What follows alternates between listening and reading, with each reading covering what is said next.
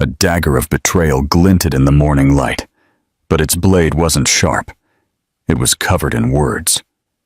"Sign it, or bugger off," my husband sneered, waving papers in the home I paid for entirely. He smiled with a condescending grin, as if forcing me out was a win.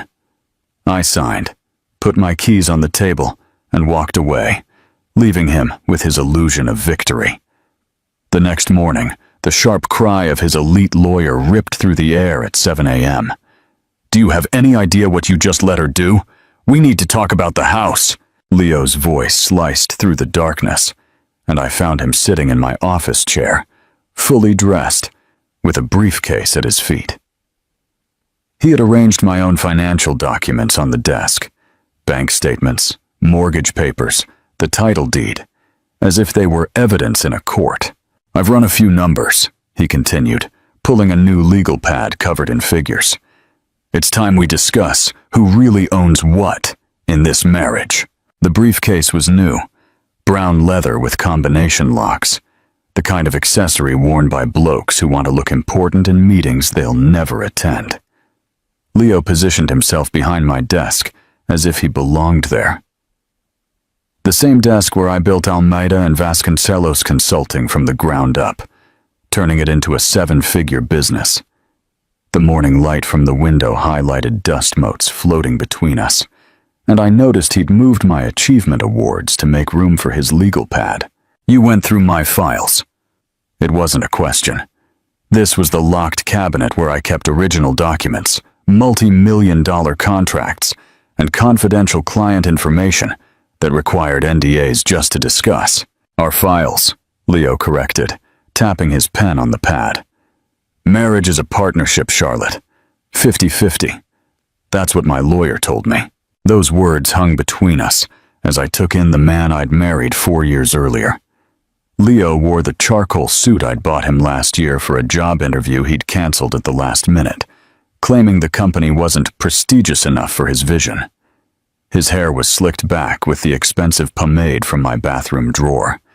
Even his posture was different, straighter, rehearsed, like he'd been practicing this scene in the mirror.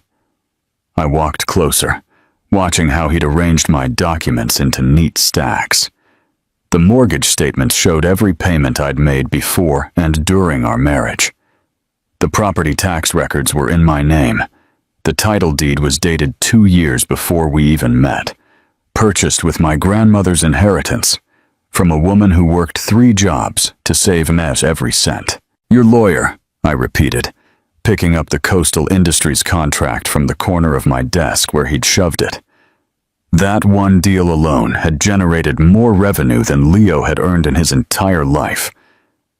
The same Leo who called lawyers parasites last month when I hired Madeline to review our expansion documents. He shifted in my chair, my custom-made ergonomic chair that cost more than his gym membership. That was different. This is about protecting our interests. Our interests. I put down the contract and picked up his legal pad. His handwriting looked like a child's attempt at cursive, full of swoops and uncertainty. He had scrawled marital assets at the top and listed everything I owned, including things from before our marriage. My grandmother's jewelry.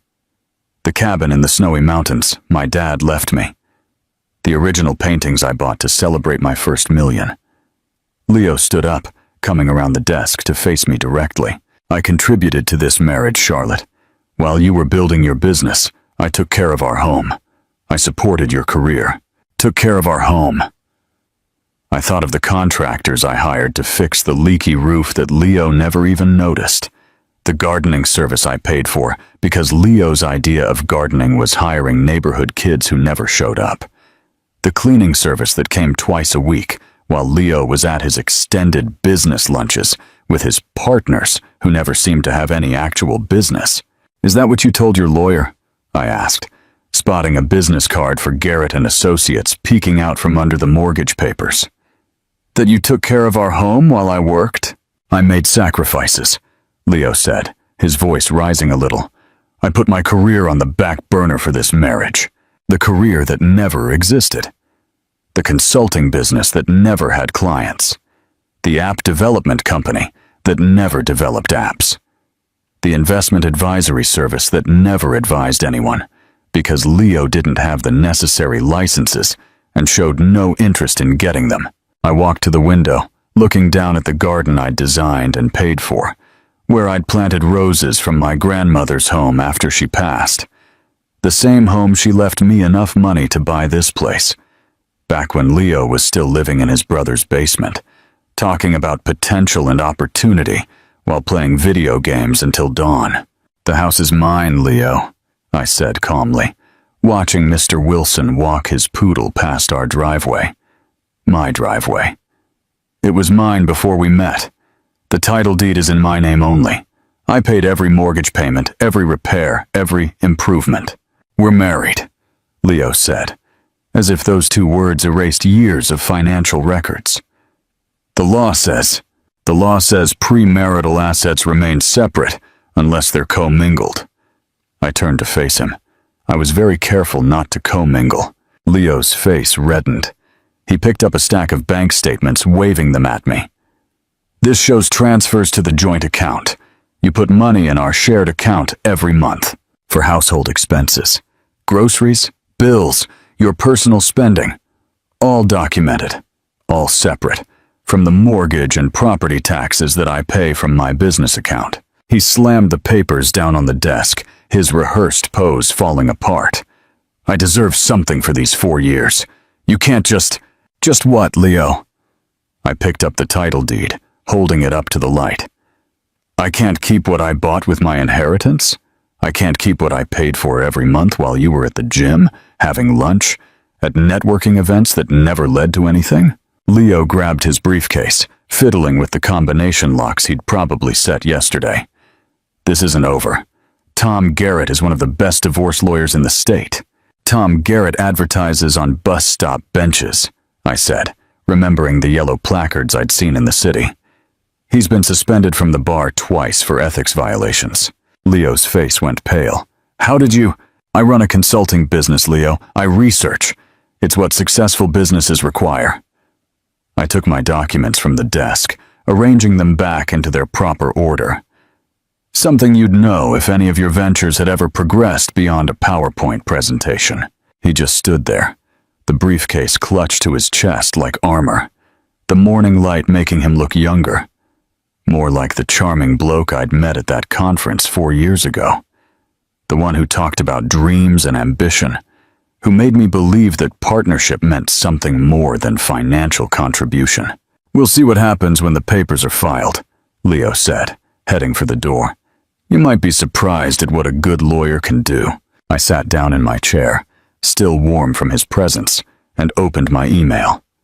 3 new client inquiries, a contract renewal for the Moran Group, and a message from Madeline marked, "Urgent, read immediately." My lawyer, who really was one of the best in the state, had been waiting for this day for months. "Leo!" I called, just as he reached the door. He turned, a flicker of hope in his features. "The locks are being changed when you get home tonight." The locks wouldn't be changed for another 6 hours, but I had more immediate problems. Emily, my CFO, knocked on my office door 20 minutes after Leo left, carrying the monthly financial statements I usually reviewed myself. Her expression made my stomach sink before she even spoke. "I wasn't sure if I should bring this straight to you," Emily said, placing the folder on my desk with unusual hesitation. She'd been with me for 3 years, hired right out of uni, and had never seemed so uncomfortable. "Leo picked these up from accounting yesterday. Said he was helping with the monthly review." I opened the folder, scanning the credit card statements first. Everything looked normal until the 3rd page. There it was, buried between a lunch and office supplies. Garrett and Associates, $10,000 retainer fee, dated 3 weeks ago. The same day Leo had surprised me with flowers and dinner at my favorite restaurant, claiming he wanted to celebrate my latest contract. "Emily," I said, keeping my voice level despite the rage building in my chest, "did Leo say anything when he picked these up?" She shifted, uncomfortable. "He mentioned something about getting a better handle on the business, said he wanted to be more involved in your success. She paused, then added quietly, "He also asked if I knew how corporate assets were handled in a partnership. I assumed he was referring to a business partnership, of course." Leo, who couldn't balance his own checking account, was suddenly developing an interest in corporate asset division. I flipped through more pages, finding 2 additional consultations charged to our joint account. One with a property appraiser, and another with someone named Bernard Smith, whose LinkedIn profile, which I quickly pulled up, revealed him as a business valuator, specializing in private firms. My phone rang at exactly 12:30. Leo's name on the screen was accompanied by a photo from our wedding, both of us smiling at something off camera. I remembered the moment. My cousin was making faces, trying to get us to laugh naturally for the photographer. We looked happy, young, unaware that one of us was capable of this kind of calculated betrayal. "Hey, babe." Leo's voice carried a strange energy, like he was reading from cue cards. "What time are you getting home tonight? I'm planning something special for dinner." Leo didn't cook. In 4 years of marriage, his culinary accomplishments included burnt toast and, occasionally, successfully reheating a takeaway meal. "Something special? We need to talk about our future," he said, and I could hear paper rustling in the background. "About making some changes that'll benefit both of us." The words sounded rehearsed, probably practiced in front of the bathroom mirror this morning after I'd left. I pictured him standing there, gesturing to his reflection, trying different inflections, until he found one that sounded authoritative rather than desperate. "I'll be home at 7, I lied, already mentally reorganizing my schedule. "Should I pick up a bottle of wine?" "No, I've got it sorted." Another new one. Leo sorting out anything beyond his gym schedule was remarkable. "Just bring yourself." After he hung up, I sat in my office feeling the weight of what was coming. The man who needed detailed instructions to operate our coffee machine was orchestrating something he thought was clever. The same person who forgot our anniversary twice was suddenly detail-oriented. Enough to hire lawyers and appraisers without my knowledge. My phone rang again. This time, it was my mum, the number from Adelaide, bringing a different kind of dread. Mum never called during business hours, unless something was wrong. "Charlotte, love, I'm a bit confused about something," she began without preamble. "Leo rang this morning asking about your dad's cabin in the mountains. He wanted to know if the title was in your name or if it was still part of the estate." The cabin. 2 acres of untouched bushland that my dad left me when he passed 5 years ago. Leo had been there exactly once, complained about the lack of Wi-Fi all weekend, and swore he'd never go back. "What did you tell him?" "Nothing specific, but he was pushy. Said he was helping you organize the family assets for tax purposes." She paused, and I could hear her uncertainty. "Since when does Leo care about taxes? Last Christmas he didn't even know what a tax return was." "Mom, did he ask about anything else?" "Your grandmother's jewelry, if it had been formally appraised, if there was documentation." Her voice hardened. "Charlotte, that boy turned up to 1 family gathering in 4 years. Now he's ringing me about title deeds and appraisals." Leo had been at his brother's Bucks party during my dad's funeral. He'd missed my grandmother's 90th birthday because of a networking retreat that turned out to be a weekend of golf. He'd never shown any interest in my family, other than to ask if there were any trust funds he should know about. "Don't tell him anything else, Mom. If he rings again, send him to..." "Me already did. I told him my memory wasn't what it used to be." She gave a dry chuckle. "My memory's fine. I remember exactly what I think of blokes who plot their attacks while pretending to love you." After my mum hung up, I made my own call. Madeline answered on the second ring, her voice crisp and professional, even though I was calling her on her personal number. "Charlotte, I figured you'd be calling. You were expecting this?" "I've been waiting for it since Leo showed up at the Harrington Charity Gala last month, chatting up divorce lawyers during cocktails. Word gets around in legal circles." I thought about that night. Leo had disappeared for an hour, claiming he was networking. I was too focused on securing a donation for the women's shelter to pay attention to his whereabouts. Madeline's fingers flew over her keyboard as she spoke. Let me pull up your files. The AV Equity Fund, established 2 years before your marriage. The house titled exclusively to the fund. Your business incorporated as a separate entity with you as the sole owner. Your prenuptial assets, all documented and never commingled with marital funds. So I'm protected? Better than protected. You're bulletproof, legally speaking. She paused, and I could hear her smile over the phone. Leo can hire every lawyer from here to Adelaide. The documentation is airtight. Then why do I feel like I'm losing something? Madeline's voice softened slightly. Because you are. You're losing the illusion of who you thought you married. That's often a lot harder than losing money. What do you recommend? Let him play his hand. Document everything. Every conversation. Every financial transaction. Every meeting with his dodgy backyard lawyer. Her tone hardened again, back to business. Blokes like Leo always overplay their hand when they think they're winning. Their ego becomes evidence. I thought of Leo sitting in my office chair this morning, arranging my papers like props in his performance.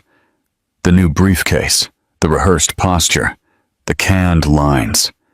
He wasn't just planning a divorce. He was staging a takeover. Madeline, he's planning something for tonight. A dinner where we'll discuss our future. Then give him the performance he's expecting.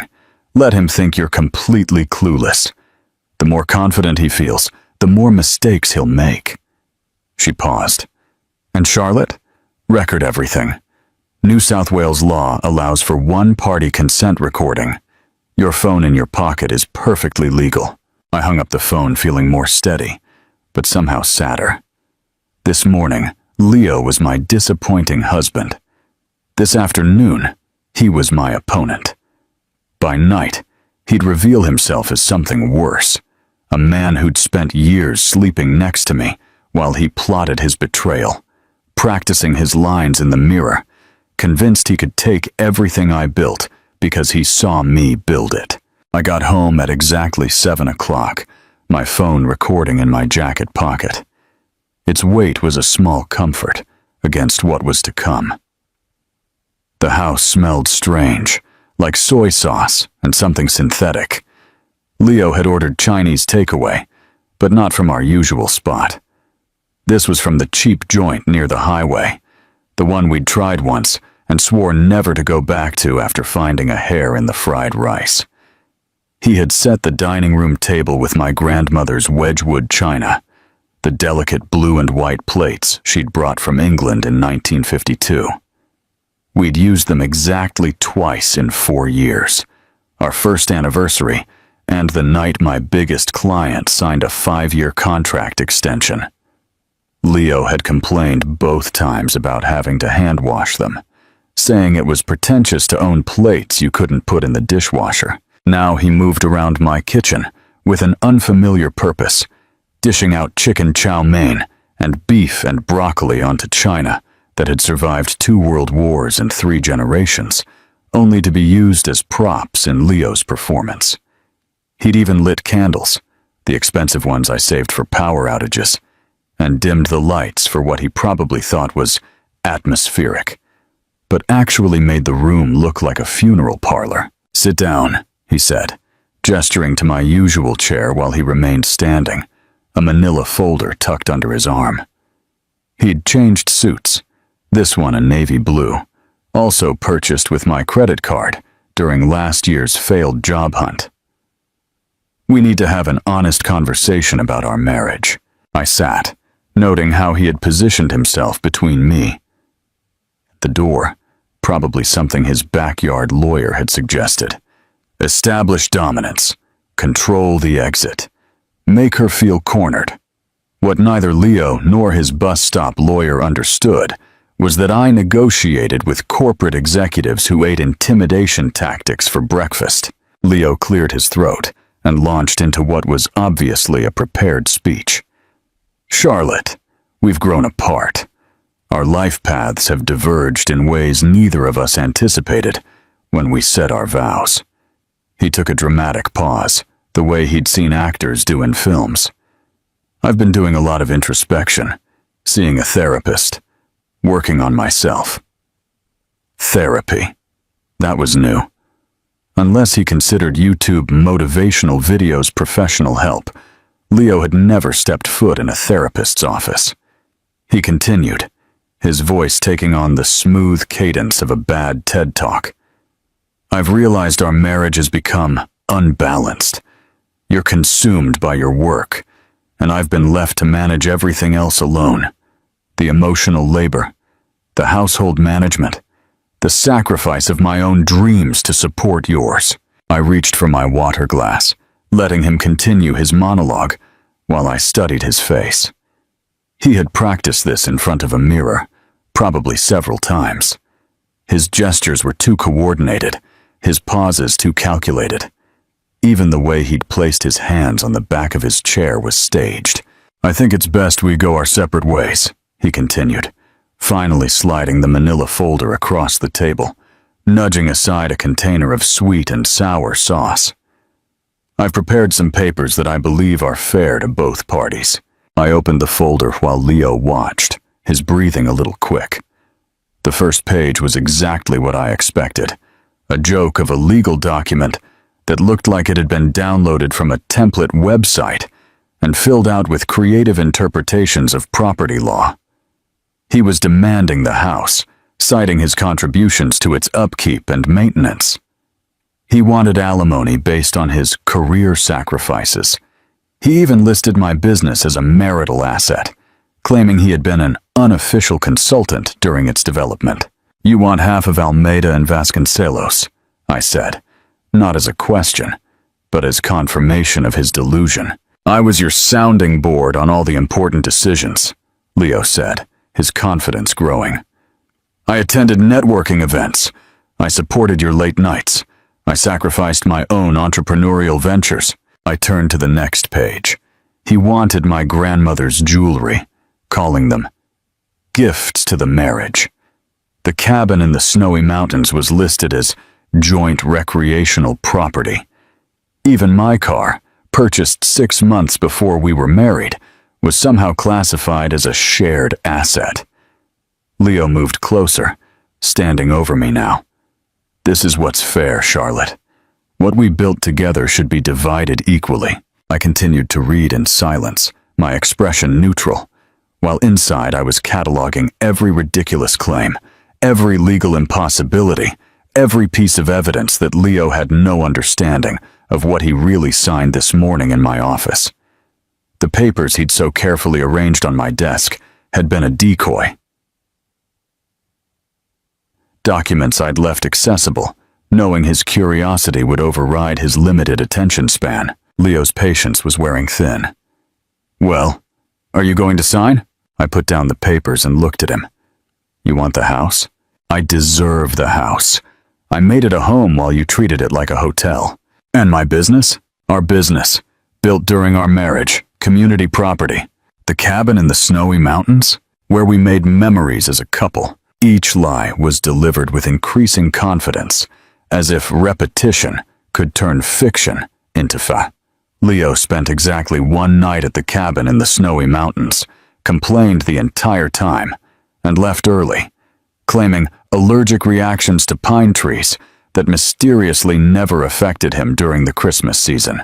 I picked up the pen he'd placed next to the papers, a blue Bic, not even a good one, and he recoiled, anticipating victory. His phone was already in his hand, probably ready to text his brother or his gym mates about his successful negotiation. No, I said simply, dropping the pen. Leo's face so flushed. What do you mean no? I mean no, I'm not signing these papers. His rehearsed pose cracked like cheap paint. You have to sign. It's what's going to happen. I've made my decision. Your decision? I stood up slowly, matching his height in my heels. Your decision about my house, my business, my inheritance? Leo's hands clenched into fists. Our house, our business, 4 years of marriage makes it all ours. That's not how property law works, Leo. He slammed his palm on the table hard enough to make the china rattle. Don't you dare give me a lecture on the law. My lawyer says. Your lawyer who advertises on bus stop benches? Leo's face went from red to purple. He leaned over the table, his voice dropping to what he probably thought was threatening. You're going to sign those papers, Charlotte. You can do this the easy way, or we can do it the hard way. The hard way. I almost smiled. What does that mean exactly? He straightened up, standing at his full height, and pointed at the door. Sign the papers or get out. This is my home now. I've established residency. I've contributed to its upkeep. Sign it or pack your bags and leave. The words hung in the air between us, exactly as Madeline had predicted. Leo had delivered his ultimatum, exactly as his budget lawyer had probably coached him, without understanding that he had just committed several legal blunders in under 30 seconds. All now recorded on my phone. I picked up the pen again, and Leo's entire body relaxed, victory etched on his features. I signed each page slowly, deliberately, making him watch every signature. My name flowed across the signature lines with the same precision I used for multi-million-dollar contracts. Every letter perfectly formed. When I finished, I put the pen down and took my house keys from my pocket, placing them next to the signed papers with deliberate ceremony. My wedding ring came next, the platinum band I'd bought myself when Leo claimed rings were old-fashioned symbols of ownership. The irony was not lost on me. I stood, picked up my handbag, and walked toward the door without a word. Leo called after me, his voice carrying a mix of confusion and triumph. That's it. You're just leaving. I paused at the entryway, looking back at him standing there between the takeaway containers and the stolen china, holding papers he didn't understand, celebrating a victory that existed only in his imagination. I said nothing. There was nothing to say that wouldn't be better delivered through legal channels. 20 minutes later, I was in Madeline's conference room, the room usually reserved for depositions and settlement negotiations. She had stayed late, as promised, and had already set up everything we needed. Coffee in real cups, not the paper ones Leo always grabbed from petrol stations. Legal documents spread across the table in organized sections, each properly tabbed and labeled. Did he say it? Madeline asked, pulling up social media on her laptop. Word for word. Sign it or bugger off. He even pointed at the door for emphasis. Madeline's smile was sharp enough to cut glass. Perfect. Now, let's review what he's been posting while you were at dinner. Madeline's laptop screen glowed with Leo's latest Instagram post, sent just 45 minutes after I'd left the house. The photo showed him holding up a beer in my living room, surrounded by his gym mates, with the caption, "New chapter starts now.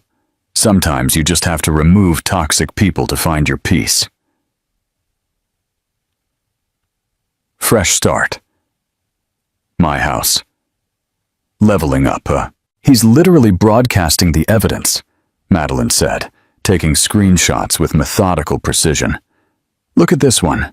She scrolled to another post where Leo had photographed my office, now transformed into what looked like a gaming paradise. 3 monitors arranged on my handmade desk, LED strips running along the walls I'd painted myself. His collection of action figures displayed where my achievement awards used to be. The caption read, "Finally turning this workspace into something productive. No more corporate prison vibes." My phone buzzed with a message from Lucy, my neighbor from 2 doors down. We weren't close, but we shared the kind of polite relationship that involved waving during morning runs and taking parcels for each other. Her message was brief. "Leo's having a real party. Just saw him giving about 10 blokes a tour. He's telling everyone you abandoned the marriage for your career. Thought you should know." Another message came immediately, this one with a video attachment. Lucy had filmed from her kitchen window, capturing Leo on the balcony with his brother and several blokes I recognized from his gym. His voice carried clearly across the quiet street. She chose spreadsheets over family. I gave her an ultimatum, and she just walked away. Can you believe it? 4 years of me supporting her ambition, and she couldn't even fight for us. I left my phone on the marble counter of the hotel suite bathroom.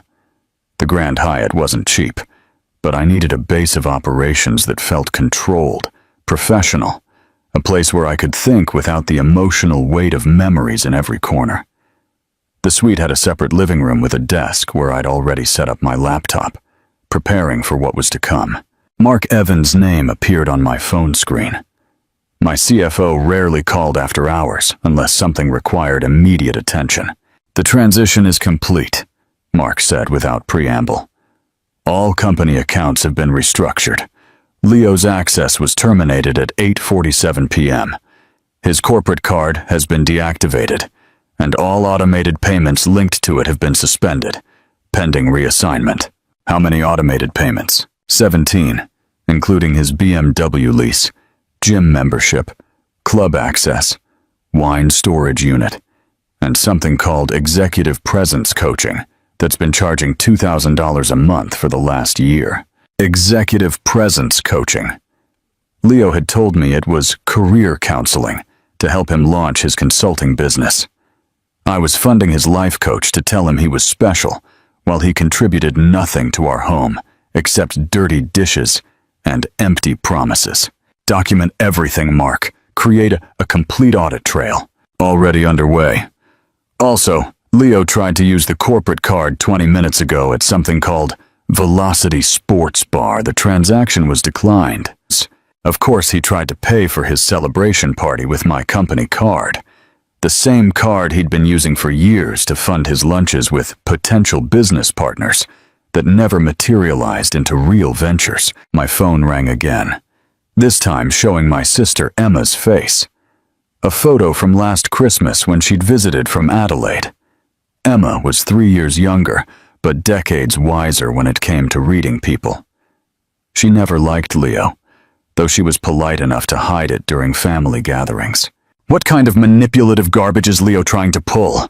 Emma's voice was tight with anger. He just rang me, claiming you're having some kind of breakdown, that you've abandoned your marriage and need space to process your emotions. He actually suggested I should encourage you to get therapy for your work addiction. He rang you 20 minutes ago. Had the nerve to sound concerned, like he was the doting husband.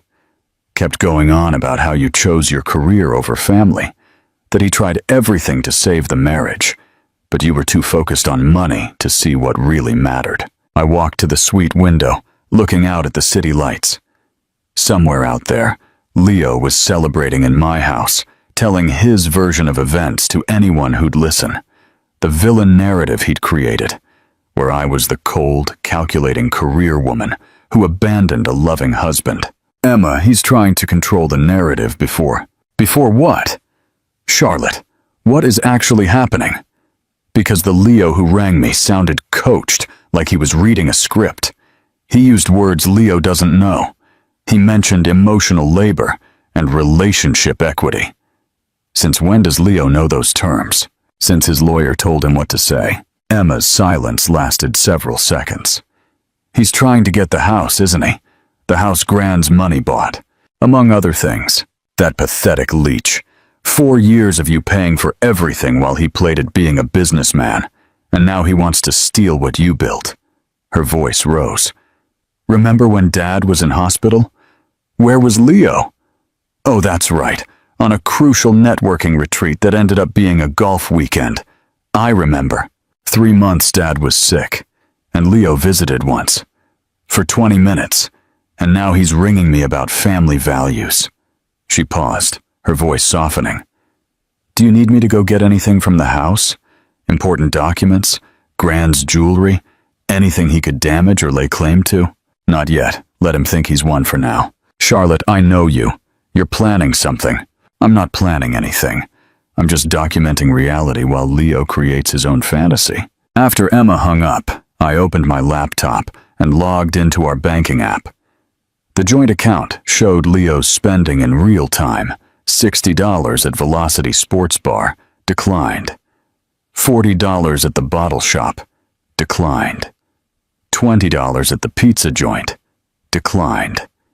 Each rejection was stamped with the date and time, creating a digital trail of Leo's celebration party falling apart. A message from Emily popped up. Leo rang the office asking for access to the company portal, claimed he needed to review partnership documents. Security flagged it as attempted unauthorized access. Partnership documents. Leo, who had never been a partner in anything except spending my money, was already trying to establish a claim to my business. His lawyer must have told him to gather evidence of involvement, not understanding that every login attempt, every phone call, every text message was being logged by people who actually understood documentation. My phone buzzed with another Instagram notification. Leo had posted a photo of my wine cellar, the one I had custom built to house my collection of investment vintages. He had opened one of my bottles of Grange, valued at around $5,000, and was serving it in plastic cups to his gym mates. The caption, "Life's too short to save things for special occasions. Today is the special occasion." Madeline messaged me immediately. "He's documenting the destruction of separate property assets. Keep recording everything."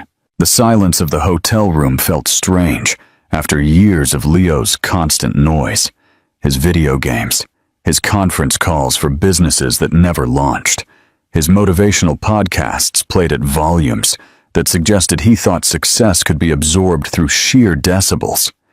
Here, in this temporary space, I could think clearly for the first time in months. Another message arrived, this one from the BMW dealership. "Mrs. Davies, we're attempting to contact Mr. Wilson regarding the lease payment for the car. The account on file has been declined. Please contact us at your earliest convenience." Leo's first stumble was beginning. Tomorrow, when he woke up hungover in my home, surrounded by empty bottles and the wreckage of his premature victory party, the calls would start. The gym asking about his membership, the club about his access card, the wine storage unit about its monthly fee. Each small failure would snowball into an avalanche of reality that no amount of Instagram filters could hide. I closed my laptop and got ready for bed in sheets that didn't smell of Leo's cologne or carry the weight of shared disappointments.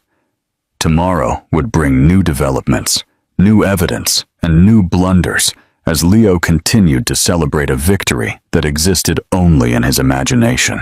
The morning arrived with a text message from Emily that made me sit bolt upright in the hotel bed. "Can we meet before the office opens? There's something I should have told you months ago." The timestamp was 5:47 a.m. Emily never texted before 7 unless something was seriously wrong. We met at a quiet coffee shop 3 blocks from my office, the kind of place where business was discussed in whispers and no one looked up from their laptops. Emily was already there, nervously shredding a napkin into tiny pieces, her usual composure completely absent. "3 months ago, during the Pyres Industries conference," she began without preamble, "I saw Leo at the Grand Hyatt downtown. You were giving your keynote, and I'd stepped out to handle that emergency with the Adelaide contract." She paused, forcing herself to meet my gaze. "He was with someone, a woman, 20s, blonde, very fit."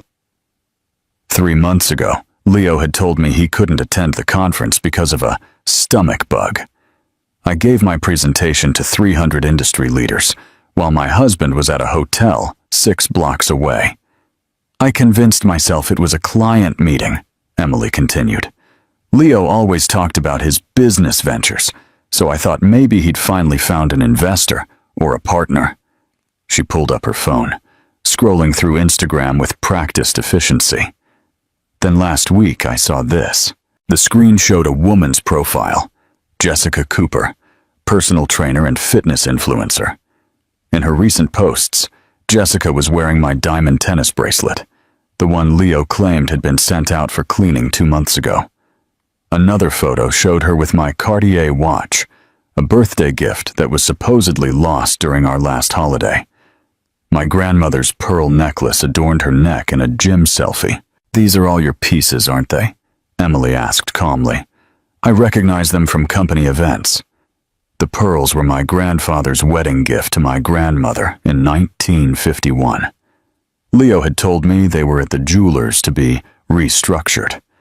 The watch had mysteriously gone missing from our dresser.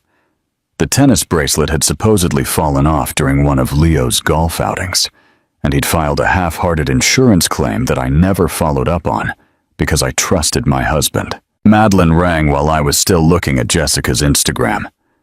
"My forensic accountant has found something interesting. Leo opened a separate account 4 months ago at a different bank branch, using your home address, but only his name. Almost $200,000 in deposits over 4 months. Cash deposits structured to avoid reporting requirements. Classic concealment tactics." Papers rustled in the background. "The timing corresponds with items going missing from your inventory. Your grandmother's silver tea set, your dad's signed first edition books, several pieces from your storage unit." My dad's books. The complete collection he built over 40 years. Each volume carefully selected and preserved.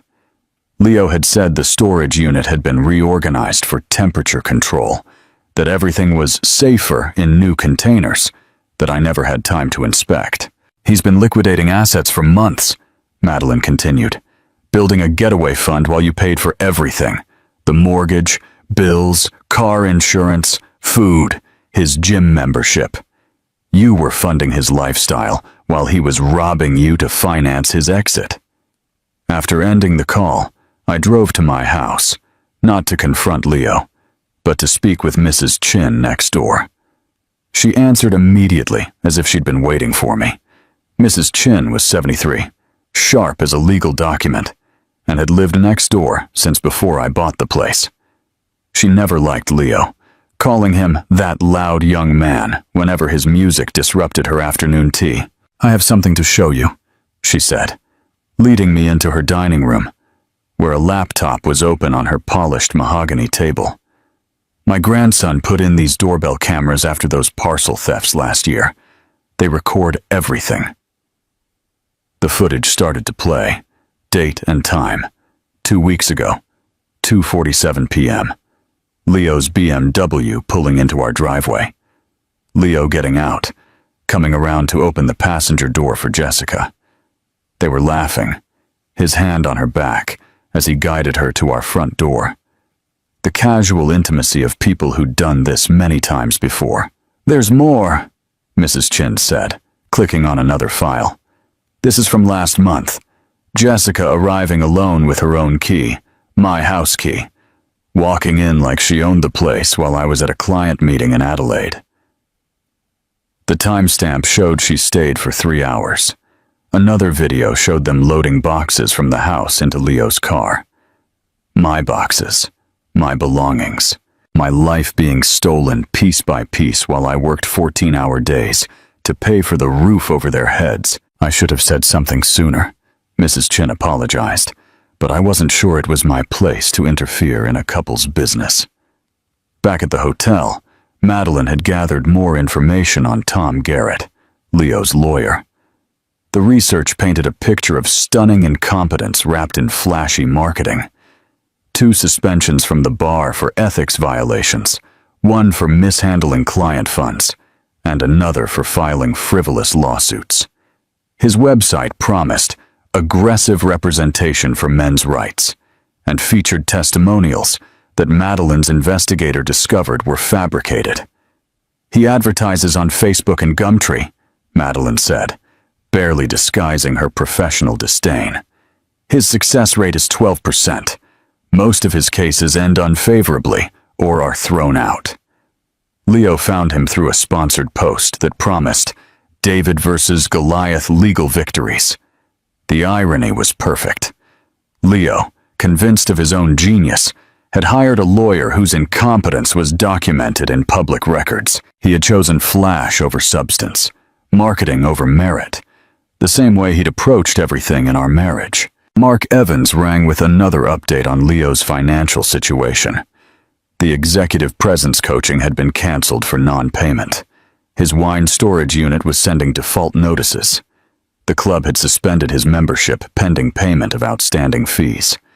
Every domino was falling exactly as predicted, Leo's carefully constructed image crumbling one declined transaction at a time. Jessica had posted another photo that night, wearing my grandmother's emerald ring at a restaurant I recognized as the spot where Leo had proposed 4 years ago.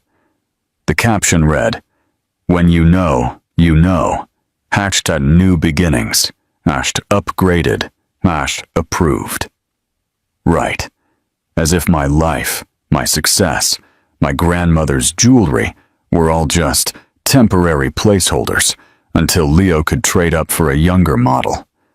The investigation was revealing more than just financial fraud and adultery. It was exposing the systematic planning of a man who saw our marriage as a business opportunity from day one, staying just long enough to position himself for what he thought was a lucrative exit. Madeline and I arrived at her office at 8 a.m., earlier than usual, because she wanted to review the trust fund documentation one more time before the inevitable phone call began. The morning sun streamed in through her corner office windows, illuminating the stacks of papers that represented 4 years of my marriage reduced to asset lists and legal precedents.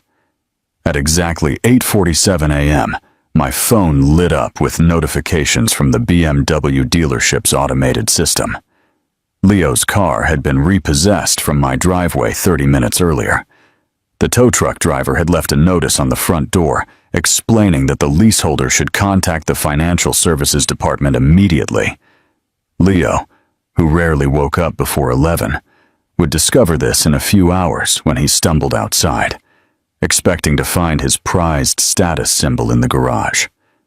Emily forwarded me an email that had bounced back from Leo's business email address, the one I set up for him 2 years ago, which was now a dead account. His phone would be next, as soon as he realized the device in his hand was suddenly just an expensive paperweight without mobile service. At 9:15 a.m., Lucy sent me a photo from her living room window. Leo was in my driveway in his pajamas, staring at the empty space where his BMW should be, holding the repossession notice as if it were written in a foreign language. Even from a distance, I could see his confusion turning to panic as he tried to ring someone, anyone, only to discover his phone had no service. Madeline's paralegal knocked and entered, carrying a fresh cup of coffee and sporting an expression of barely disguised amusement. Mr. Wilson just tried to use the coffee machine in the house. The smart plug app shows 5 failed attempts to activate it remotely. He also tried the television, the sound system, and the automated blinds. Everything was disconnected from his access. The smart home system I'd installed last year was all connected to my account, all controlled by my phone. Leo had scoffed at it as unnecessary tech, but he'd certainly enjoyed using voice commands to adjust the temperature and lighting. Now he was trapped in a house that no longer recognized him as an authorized user. At 9:42 a.m., Jessica Cooper updated her Instagram story. She was at brunch with someone new, a bloke whose Rolex was visible in the frame as he poured champagne. The caption read, "When the universe removes toxic people for you, lest upgrading new energy." Leo had been tagged in the post initially, but the tag was removed within minutes. She'd already moved on to her next target. Mark Evans rang with an update on Leo's morning transactions. He tried to buy coffee at his usual spot, declined. Tried to fill up at 3 different petrol stations, all declined. He even tried to use the Apple Pay linked to the corporate account. That was shut down at midnight. Mark paused, and I could hear him typing. He's currently at an ATM, attempting to access the joint account. It's showing a balance of 0 as of this morning's transfer. Leo's entire financial ecosystem had collapsed overnight. Every card, Every account, every automated payment that had sustained his lifestyle for 4 years had been systematically terminated.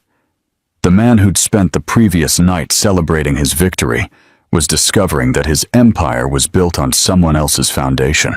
At 10:03 a.m., Tom Garrett's name appeared on Madeline's phone screen. She put him on speakerphone, and we could immediately hear the panic in his voice before he even spoke. Papers were rustling frantically in the background, and someone was typing quickly on a keyboard. "Ms. Madeline, I need some clarification on some documentation that's just come to my attention," Garrett began, his voice noticeably higher than during yesterday's confident threats. "The AV equity fund you mentioned. My client was under the impression that the property was a marital asset. Your client signed documents acknowledging that the property was owned by the fund," Madeline replied, her tone professionally neutral, while her eyes gleamed with satisfaction. "His signature appears on 7 different pages, stating his understanding of the ownership structure. But he didn't. There may have been some confusion about the implications of those signatures." "Confusion?" Madeline pulled up the documents on her screen. "Mr. Wilson signed a separation agreement, demanding sole and exclusive rights to a property he knew was owned by my client's fund. That is a fraudulent document, Mr. Garrett. I'm sure someone who advertises themselves as a specialist in property division would recognize the gravity of that." The typing in the background stopped. We could hear Garrett's breathing quicken as he processed the implications. More papers were shuffled, and then a muffled conversation as Garrett apparently covered the phone to speak with someone else in his office. "I need to review this with my client," Garrett said when he returned, his voice tight. "There appears to be a misunderstanding about the nature of the property's ownership." "There is no misunderstanding," Madeline said calmly. "Your client attempted to lay claim to a property he never owned, using documents he created while plotting to commercially exploit it through short-term rentals. We have his social media posts, his rental listings, and his signed acknowledgement that he understood the ownership structure. Would you like me to forward the evidence file?" Another pause, longer this time. Then, Garrett's voice, barely controlled, speaking to someone in his office but clearly audible through the phone. "Get Leo Wilson on the phone immediately." We heard the speakerphone being turned on in Garrett's office, and then Leo's voice, panicked and angry. "Tom, what is happening? My car's gone. My cards don't work. I can't even make a bloody coffee in my own house." "It's not your house," Garrett said flatly. "It was never your house. What are you talking about? I have the separation agreement." She signed it. Garrett's composure finally broke completely. His voice rose to a near shout, forgetting Madeline and I were still on the line. "Do you have any idea what you just let her do? You signed documents claiming ownership of a property held in a trust established before your marriage. You committed fraud, Leo. Document fraud. She didn't give you anything. You gave her evidence to bury you." The silence that followed was absolute. We could hear Leo breathing on the speakerphone, fast and shallow, as reality finally penetrated his delusions. Madeline unmuted our phone. "Mr. Garrett, we are prepared to give your client 72 hours to vacate, provided he does not damage any property or remove items that don't belong to him. After that, we'll proceed with formal eviction and criminal charges of fraud." Garrett's panicked voice still echoed through Madeline's office as we heard Leo in the background yelling something about squatters' rights and residential tenancy laws. The call ended abruptly, with Garrett saying he needed to review case precedents immediately. Madeline closed her laptop with a snap of satisfaction and looked at me across her mahogany desk. "The eviction notice will be served tomorrow morning at 7, she said, pulling up the police portal on her screen. "Detective Constable Moran has already been briefed on the situation. He's handled dozens of these cases where someone claims possession with no legal basis." The next morning, I watched from my hotel room window as the sun painted the city in shades of gold and amber. At precisely 7 a.m., my phone buzzed with a message from Lucy, my observant neighbor. She attached a video of Constable Moran walking up my driveway in his uniform, carrying official documents that would formally begin the removal of Leo from my property. 20 minutes later, my phone rang. Leo's number appeared on the screen, calling from a landline, since his mobile service had been terminated. I answered on the third ring, keeping my voice neutral and professional. "Charlotte, we need to talk about this situation," Leo began, his voice lacking its usual manufactured confidence. "This has all gotten out of hand. Maybe we should sit down and discuss this like adults." "We did, Leo. You presented me with separation papers demanding my house, my business, and my inherited assets. I signed exactly what you asked me to sign. That was just a negotiation tactic. You know how lawyers are. They always start high." His voice cracked slightly, the desperation beginning to show. "We could resolve this ourselves. Maybe try counseling. Remember how good things were in the beginning." The beginning. When Leo presented himself as an ambitious entrepreneur, temporarily between ventures. A bloke who just needed the right partner to reach his potential. I mistook his confidence for competence, his dreams for plans, his promises for potential. "Leo, the AV Equity Fund was established 2 years before we met. Every mortgage payment came from my business account. You signed documents acknowledging that you understood the ownership structure. There's nothing to resolve." His tone shifted from conciliatory to aggressive in seconds. "You set me up. You knew what you were doing all along. This whole marriage was just a business arrangement to you." "The marriage was real, Leo. Your contribution to it wasn't. For years, you never paid a single household bill, never contributed to the mortgage, never even bought groceries, unless it was with my credit card. I supported you emotionally. I took care of our home. I sacrificed my career." His voice rose to a near shriek, the same rehearsed lines his lawyer had probably given him. "You played video games while I worked 14-hour days. You went to the gym while I was negotiating multi-million-dollar contracts. You had affairs while I was at conferences earning the money you were spending." I kept my voice firm, factual, without emotional inflection. "You didn't sacrifice anything because you never had anything to sacrifice." The silence stretched for several seconds before Leo's voice came back, smaller now, almost pleading. "Where am I supposed to go? I have no money. My car's repossessed. You've destroyed my life. Your brother is coming with a removal truck this afternoon. You have 72 hours to remove your personal belongings. Anything you actually own, not anything purchased with my money or claimed as mine." Leo's brother, Daniel, arrived at 2 p.m. with a removal truck that looked too big for what Leo actually owned. I watched through Mrs. Chin's security camera as Daniel helped Leo load his belongings. The gaming chair he bought with last year's consulting bonus, which was actually my quarterly dividend. The gym equipment purchased during his fitness influencer phase, financed by my annual bonus. The vision boards he created during his life coach certification, a program I paid for that he never completed. Lucy sent me updates throughout the afternoon. "They're arguing about the television," she messaged. "Leo insists it's his. Daniel just showed him the receipt on your credit card statement." Another message 20 minutes later showed Leo standing in the driveway, gesturing wildly at neighbors who pretended to check their mail or water their already sodden gardens. Mrs. Chin had positioned herself on her veranda with a cup of tea, watching the proceedings with a keen interest. Mr. Wilson walked his poodle past the house 3 times, each lap a little slower than the last. Leo tried to take the exercise bike, arguing he was the only one who used it. Daniel had to physically stop him, pointing out that the credit card statement showed it was bought with my company card.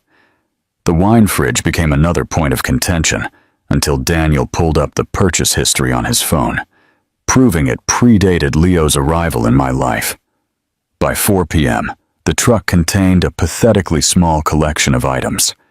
Leo's clothes, most of which I'd bought, but wasn't interested in fighting over. His collection of self-help books and business guides, none of which ever translated into real business activity.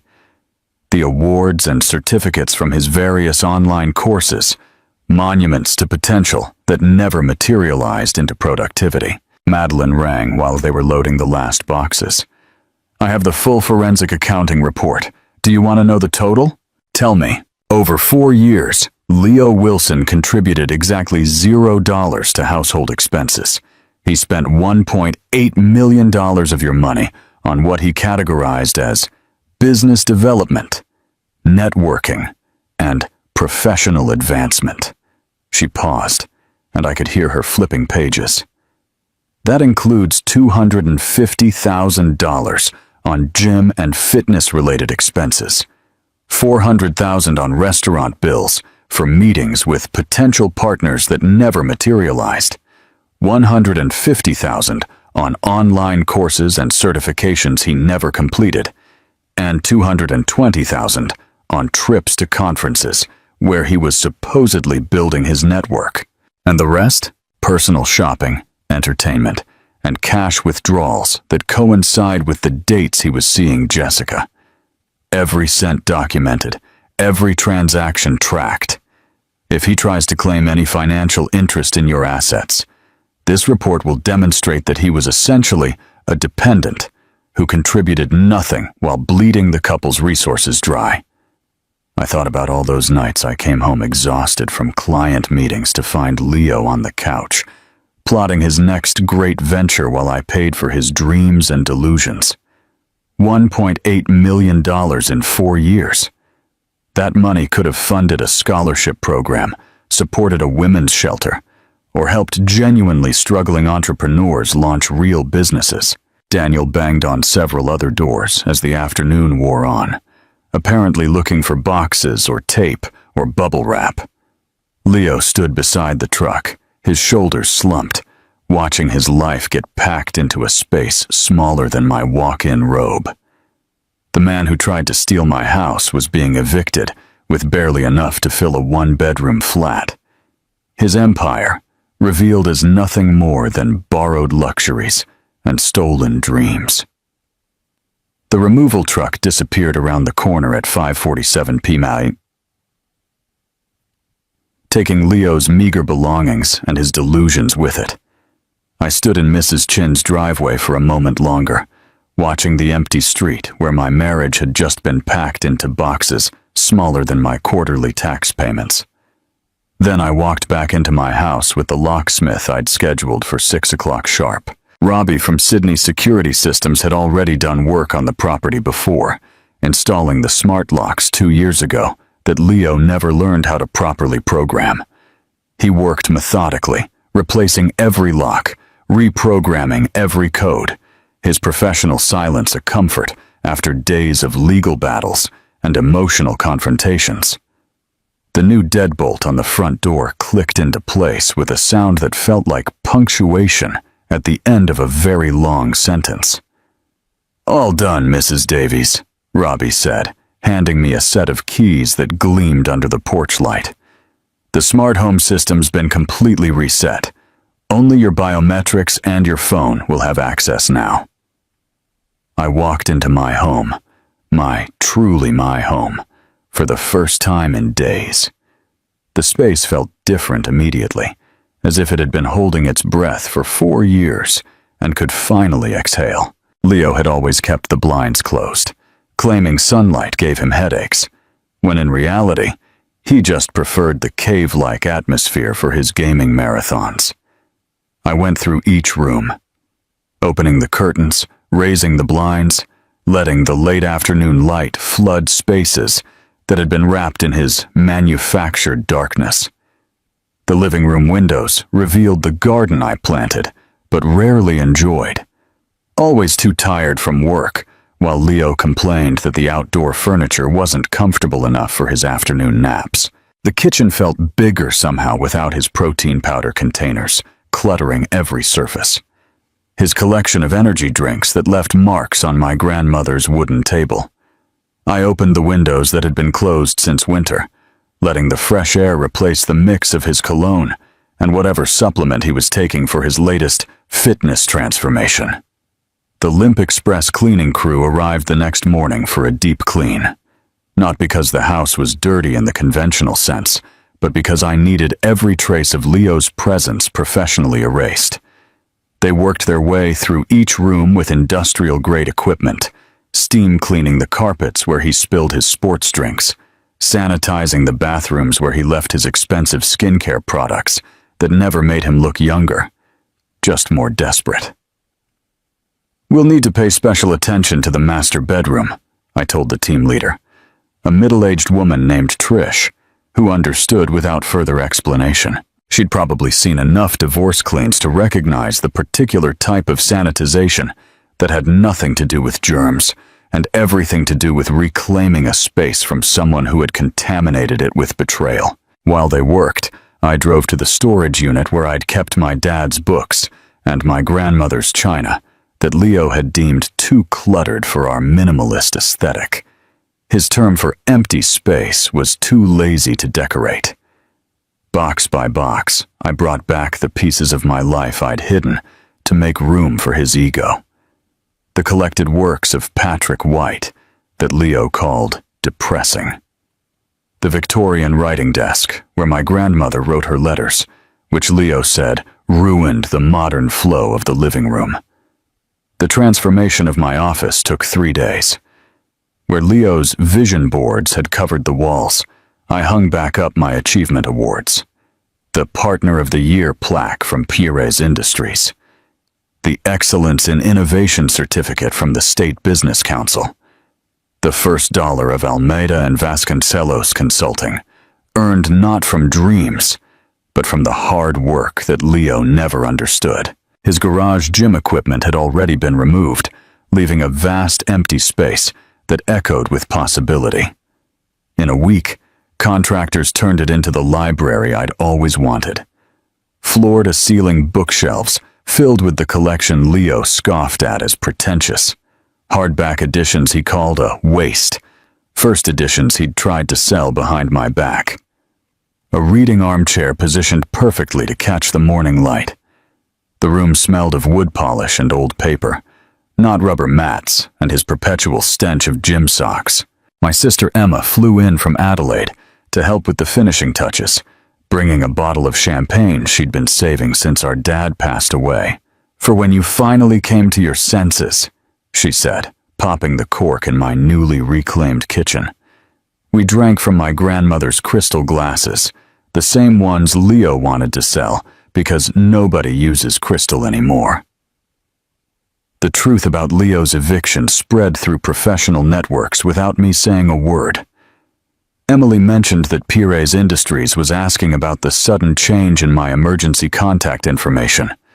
Lucy's husband worked at the same golf club where Leo spent countless afternoons networking, and the news spread quickly about the revocation of his membership. Even the owner of Leo's favorite restaurant got in touch, carefully asking if the corporate account was still active for client dinners. It was, just not with Leo's authorization. Jessica Cooper posted a cryptic story on Instagram about learning to spot red flags, and when someone can't even pay for a coffee. She blocked Leo publicly, making sure mutual connections saw her disdain for him. His carefully cultivated image as a successful businessman crumbled faster than his legal case. LinkedIn showed he'd viewed my profile 17 times in 1 week, but his own profile disappeared after his post about new chapters and new opportunities was screen-grabbed and shared in private group chats with crying and laughing emojis. 6 months later, on a warm September evening, I hosted my first dinner party since reclaiming my home. Madeline arrived early with her wife, bringing a wine that cost more than Leo's gym membership. Emily came with her husband, carrying a homemade lasagna on the platter that Leo had banished from our kitchen because carbohydrates didn't align with his fitness goals. Mrs. Chin brought her famous spring rolls, the same ones Leo had called too ethnic for my palate. We gathered around my dining table, the same one Leo wanted to replace with something more modern, less meaningful. Candlelight reflected in my grandmother's china, the plates he'd used as props for his final performance now serving their real purpose, to bring people together. The conversation flowed naturally, punctuated by genuine laughter, not the forced networking chuckles that Leo had practiced in the mirror. Madeline raised her glass as we finished dessert, a chocolate souffle I made myself in my reclaimed kitchen. "To Charlotte," she said, "who proved that the best revenge isn't destroying someone who harmed you. It's simply protecting what was always yours and letting them self-destruct." The toast echoed through my home, my real home, where every room now held my choices, my memories, my future. Leo wanted to steal everything with empty papers and rehearsed speeches. Instead, he learned what happens when performance meets preparation, when pretension collides with patience, when someone who thinks they're taking everything discovers they never had anything to take. If this story of calculated revenge had you on the edge of your seat, smash that like button right now.